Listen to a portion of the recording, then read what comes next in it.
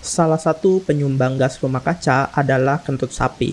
Lalu, apakah kita bisa melakukan sesuatu mengenai hal tersebut?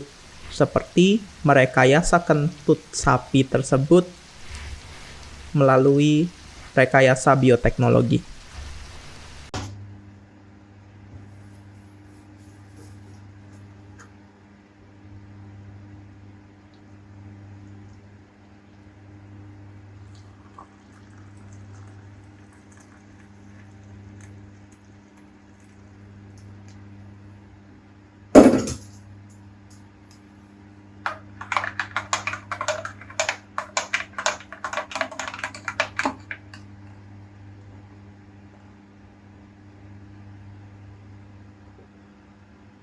Halo dan selamat datang di Ngopi Sewai, sebuah segmen yang berisi pemikiran-pemikiran dan pertanyaan-pertanyaan liar yang terkadang terlintas di kala kita terjaga. Tentu tetap pada lingkup bidang bioscience, tanpa skrip, tanpa data. Jadi mari berdiskusi karena pemikiran liar terkadang menciptakan penemuan di luar nalar.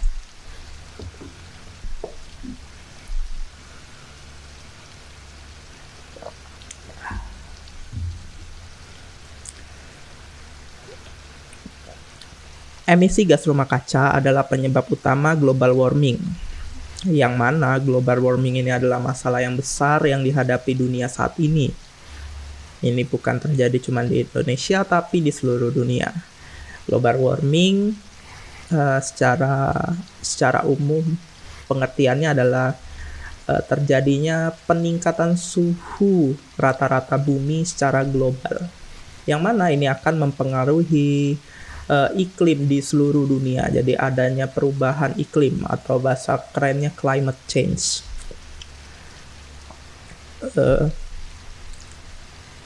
Emisi gas rumah kaca itu diproduksi atau banyak dilepaskan oleh industri transportasi, pembakaran bahan bakar fosil, dan mungkin yang nggak disadari orang-orang adalah kegiatan pertanian, terutama pada peternakan hewan ruminansia seperti sapi, kambing, domba. Walaupun yang paling paling berdampak adalah peternakan sapi ya. Bahkan setahu saya sih kalau dari sektor peternakan ini lebih besar emisi yang dihasilkan lebih besar dari transportasi. Nah, kita bahas dulu tentang peternakan ini. Kenapa bisa menjadi lebih besar? Peternakan yang di sini, yang saya khususkan di sini adalah peternakan hewan ruminansia. Apa itu hewan ruminansia? Hewan ruminansia adalah hewan-hewan yang memiliki 4 perut. Ya, contohnya tadi adalah sapi, kerbau, kambing, domba, masih banyak lagi. Tapi karena yang terbesar adalah untuk livestock itu adalah sapi yang diambil daging dan susunya, maka saya akan fokus pembahasan ini pada sapi. Hewan ruminansia itu dia akan memakan umumnya mengkonsumsi selulase, yang mana selulase ini adalah serat yang cukup sulit untuk dicerna. Bahkan manusia tidak bisa mencerna selulase. Nah, hewan ruminansia dapat mencerna selulase itu dengan bantuan mikrobiom perut mereka, melalui ada satu mekanisme yang namanya metanogenesis. Nggak hanya metanogenesis, tapi kebanyakan dilakukan dengan metanogenesis.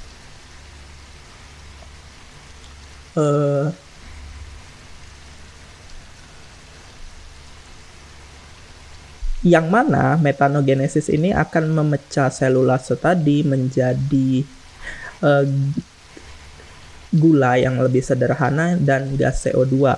Nah, gas CO2 tadi tetap tertrap dan kemudian akan diubah menjadi metana. Ini adalah metabolisme yang beruntun ya. Jadi dan metanogenesis yang paling banyak di rumen sapi. Rumen itu adalah perut sapi yang melakukan proses pemecahan selulase ini. Itu banyak dilakukan oleh archaea. Ya, archaea dan bakteria. Nah, ada sedikit alat tentang pernyataan saya pertama tadi tentang kentut sapi. Sebenarnya bukan kentut sapi yang menjadi kentut sapi menyumbang gas rumah kaca, tapi hanya 5%. Nafas sapi itu 95% dari produksi metan hasil metanogenesis di perut sapi. Yang mana metan ini 28 kali lebih potensial untuk menaikkan suhu global di seluruh dunia. Untungnya metan ini hanya bertahan sekitar 10 tahun di atmosfer. Beda dengan CO2 yang bisa bertahan hingga ratusan tahun di atmosfer. Tapi walaupun metan tersebut cuman bertahan 10 tahun,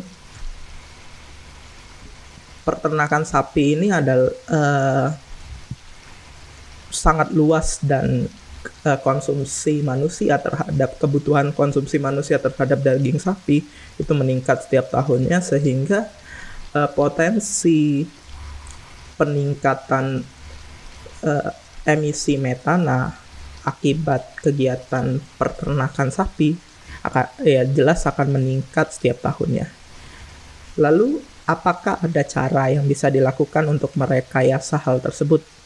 Contohnya tadi dengan bioteknologi. Sebenarnya ini mungkin sangat populer saat ini. Orang-orang vegan sangat suka ini statement itu. Sebenarnya cara yang paling mudah untuk mengurangi emisi akibat kegiatan peternakan hewan ruminansia ini adalah mengurangi konsumsi daging sapi. Walaupun banyak sekarang telah digiatkan, beberapa peneliti itu mencari alternatif daging yang tidak diproduksi lewat kegiatan peternakan. Tapi hasilnya masih cukup jauh ya untuk bisa menggantikan daging sapi sebagai alternatif. Apalagi kayak saya tidak begitu tergantung pada daging sapi, tapi untuk 100% menjadi vegan menurut saya itu adalah pola hidup yang 100% sangat berbeda daripada yang saya biasa lakukan. Jadi itu sangat sulit. Nah, sebenarnya ada beberapa penelitian tentang bagaimana caranya untuk mengurangi produksi metana di perut sapi tersebut. Salah satu caranya adalah dengan pemberian makan sapinya ya, itu disuruh diet dengan memberikan makanan dengan kandungan-kandungan tertentu, pengaturan pemberian makanan lah intinya. Salah satunya adalah pemberian pakan yang tinggi saponin, seperti kacang-kacangan, ada juga yang tinggi tanin, ataupun flavonoid lainnya. Tanin itu flavonoid. Beberapa juga menggunakan campuran pakan spesifik seperti bawang putih. Beberapa studi mengungkapkan pemberian pakan tersebut cukup berdampak besar terhadap penurunan produksi gas metana di perut sapi tersebut yang diukur lewat nafas sapi. Lalu sebenarnya ada penelitian yang cukup efektif sebenarnya. Dia dalam studi tersebut itu bisa menurunkan produksi metana pada perut sapi tadi hingga lebih dari 50% produksi metana pada rumen. Mungkin bisa sampai 90%. Saya lupa berapa persennya, tapi itu sangat besar. Lebih dari 50% produksi metana itu bisa dikurangi dengan cara pemberian campuran pakan dari makroalga merah namanya Asparagopsis taxiformis. Ini ganggang lah ya, bisa dibilang ganggang, rumput laut merah, makroalge. Ini diberikan ke sapi. Nah, ganggang ini enaknya ngomongnya, rumput laut ini dapat menginhibisi proses metanogenesis dari mikrobia yang ada di rumen. Kenapa bisa menginhibisi? Setelah dilakukan studi, ganggang Asparagopsis ini memiliki kandungan bromoform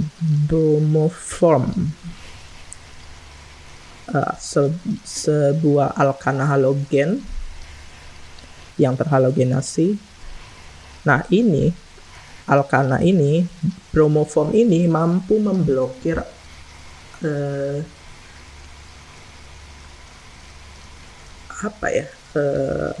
aktivitas dari metaloenzim. Jadi enzim-enzim yang mempengaruhi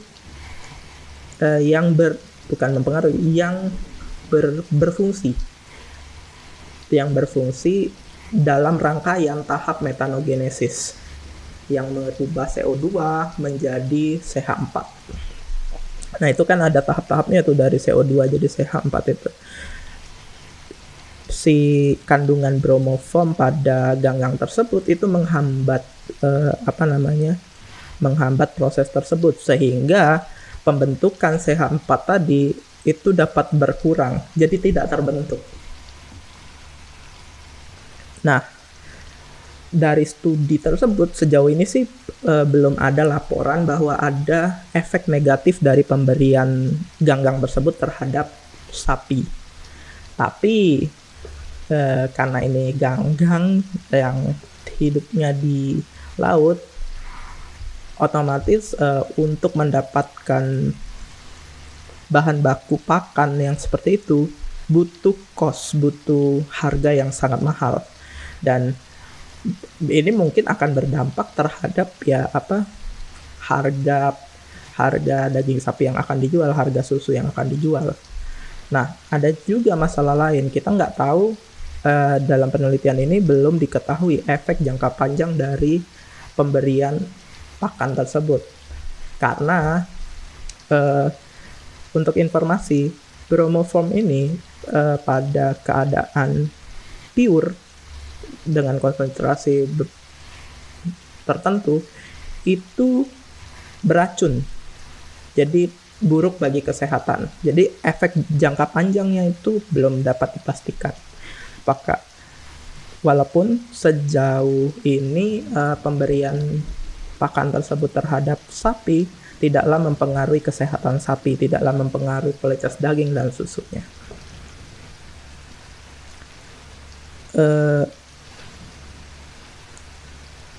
Sebenarnya ada cara lain, yaitu dengan memberikan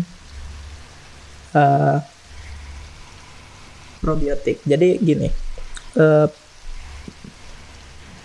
kegiatan penghasilan metana ini dilakukan oleh mikrobiota yang ada di rumen sapi.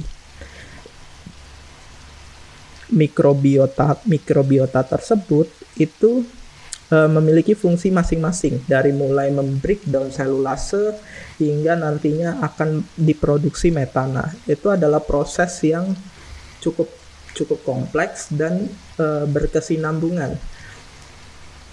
Ada beberapa cara sebenarnya yang bisa kita lakukan untuk membelokkan proses tersebut. Jadi supaya produksi metananya ini tidak terlalu banyak. Jadi ada prosesnya di cabang. Nah, dari proses breakdown tadi nanti dicabang untuk pembentukan yang lainnya. Nah, salah satunya adalah dengan penggunaan bakteri asam laktat. Ini dulu saya pernah punya project riset. Saya sebagai researcher yang dikontrak oleh suatu badan lah waktu itu untuk meneliti pemberian probiotik tersebut. Sayangnya probiotik yang asam laktat ini ya, yang bisa bakteri asam laktat ini bisa yang waktu itu saya pakai adalah Lactobacillus plantarum, Lactobacillus buchneri, dan Lactococcus lactis. Nah, ini diberikan menggunakan medium silase. Jadi silase itu adalah, cara bikinnya adalah hijauan. Kalau waktu itu kita pakainya adalah rumput gajah yang difermentasi. Kayaknya tahun-tahun segitu 2016-2017 silase itu cukup populer deh, masuk banyak berita. Nah, sayangnya bakteri asam laktat ini tidak menginisiasi selulase. Dari hasil penelitian tersebut sih ada penurunan produksi C4 metana dan peningkatan bobot sapi yang lebih baik daripada kontrolnya. Hanya saja penurunan metan ini tidak terlalu signifikan. Tapi ada cara dengan mengatur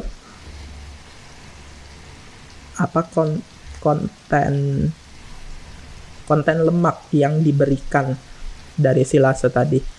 Jadi dengan memberikan pakan silase tadi yang tinggi lipid, ternyata cukup menghambat. Kalau kita lakuin metagenomic analysis, itu cukup menghambat produksi dari metan, aktivitas produksi metan dari saya lupa arkainya apa ya, coba saya cari, nanti saya salah. Oh, ini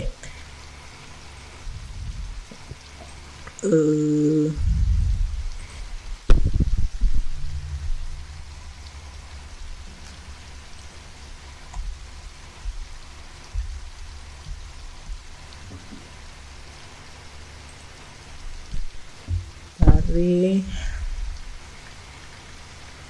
mana sih namanya,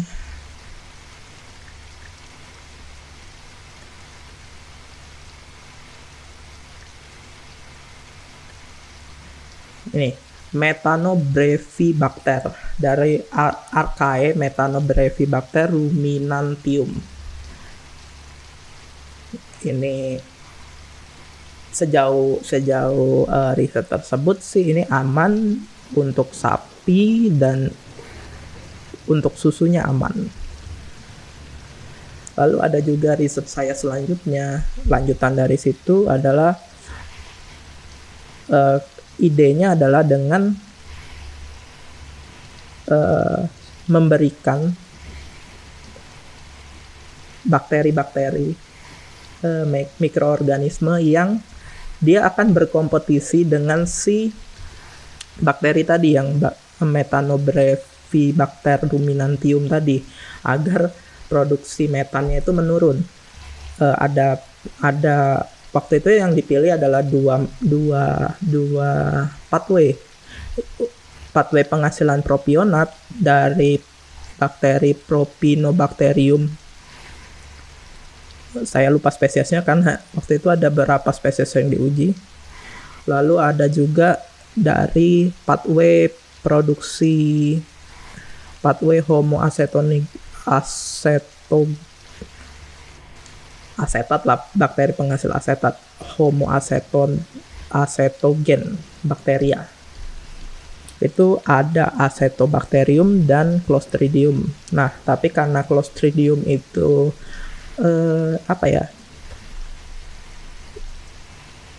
sentimennya negatif di dunia ya peternakan, bahkan makanan. Jadi Clostridium waktu itu dihilangkan, jadi hanya dengan Propionibacterium dan Acetobacterium.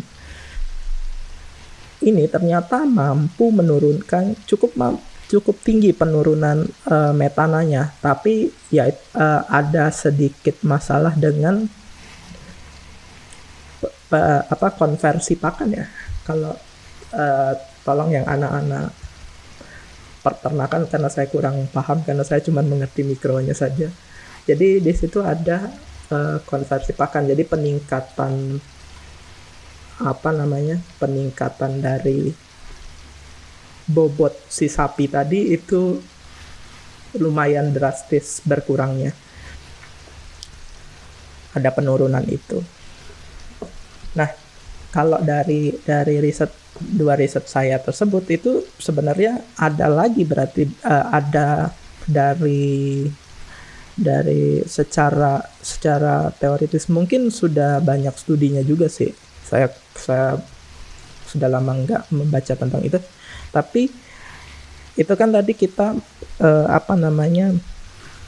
melakukan penurunan metananya tadi dengan cara membuat pathway baru yang supaya dia tidak ke arah penghasilan metana semua, tapi ada penghasilan yang lain, asam propionat dan yang lain-lain. Nah, sebenarnya ada caranya lain, yaitu dengan menghilangkan H2 gas hidrogen di rumen, yang bisa pakai bakteri Eubacterium, Lautia, Acetitomaculum. Bakteri itulah dia bisa menghilangkan gas H2 di rumen, sehingga si pembentukan metana tadi yang tidak bisa terjadi karena H2-nya hilang kan, jadi CO2 tadi tidak bisa berubah di convert menjadi metana. Sebenarnya ada juga teknik itu, tapi saya kurang tahu risetnya secara mendalam. Ya namanya juga ini pemikiran liar dikala kita terjaga ya, tanpa data, tanpa reference, tanpa skrip, tanpa data, tanpa reference, ya itulah. Jadi ya mungkin bisa dicari sendiri, atau yang lebih tahu silakan berkomentar di kolom komentar. Nah, sebenarnya banyak studi yang mengungkapkan bahwa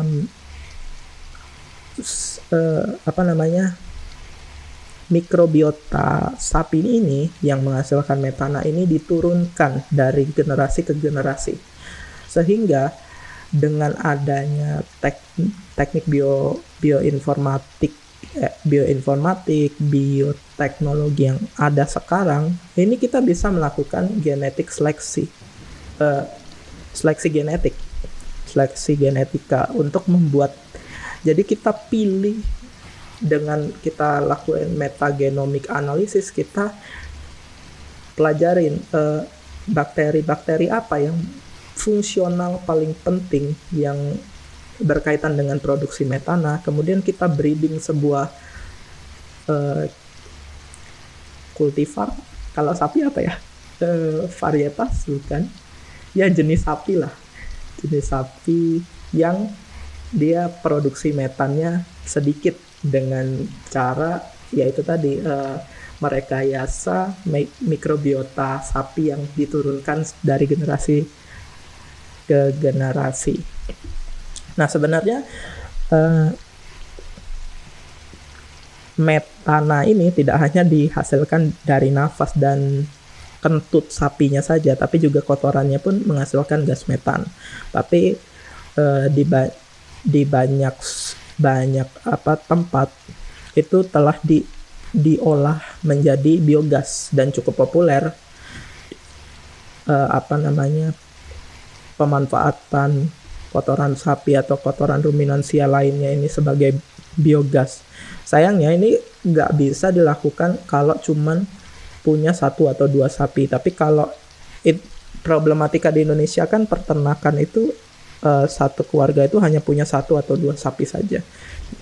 Skalanya kecil. Tapi kalau ini komunal, ini bisa dijadikan biogas dan sangat membantu lah untuk pengurangan bahan bakar fosil dan lain-lain.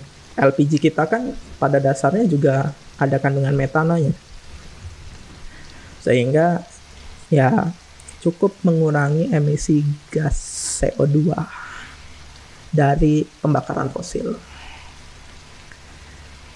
Ya mungkin itu ya yang bisa saya bagikan tentang pemikiran liar saya, bagaimana caranya kita memodifikasi secara bioteknologi aktivitas di dalam perut sapi supaya nafas sapi tersebut dapat berkurang konsentrasi metananya jadi nafas dan kentut sapi tadi lebih bersahabat dan lebih ramah lingkungan. Ya, jika ada yang ya mungkin demikianlah Ngopi Sekwai episode kali ini. Jika ada yang ingin berdiskusi, silakan berkomentar di kolom komentar. Sampai jumpa di episode Ngopi Sekwai selanjutnya. Saya Punta. Bye-bye.